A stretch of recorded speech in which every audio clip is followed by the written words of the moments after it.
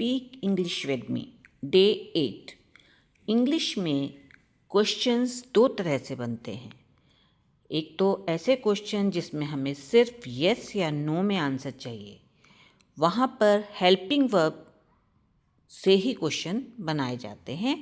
जैसे यहाँ आप देख रहे हैं, be verbs is, am, are, was, were और डू फॉर्म जैसे डू, डज, डिड या फिर विल, कैन, इस तरह के वर्ड से यस या नो वाले क्वेश्चंस बनते हैं। दूसरे तरह के जो क्वेश्चंस बनते हैं वो होते हैं WH फैमिली वाले, जिसमें हमें कुछ इन्फॉर्मेशन लेनी होती है, जिस डिटेल में आपको कुछ पूछना होता है। तो उसमें हम इस तरह के question what, where, when, why, whom, which, whose, how, इस तरह के वर्ड से क्वेश्चंस बनाते हैं।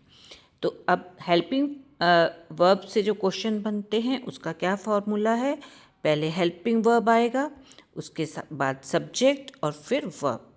जैसे डू यू लाइक टी, क्या तुम्हें चाय पसंद है?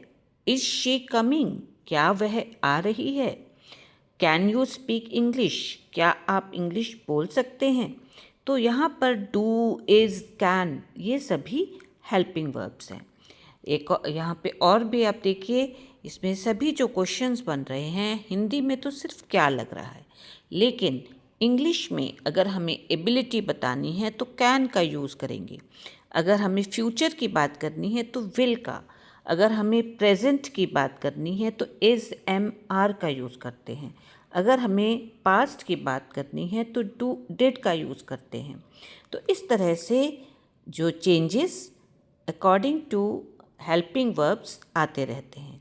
दूसरे तरह के जो सेंटेंसेस बनते हैं, क्वेश्चंस बनते हैं, वो है WH फैमिली के। वेयर डू यू लिव, जिसमें हमें इंफॉर्मेशन जो है वो मांगनी होती है। वेयर डू यू लिव, आप कहाँ रहते हो?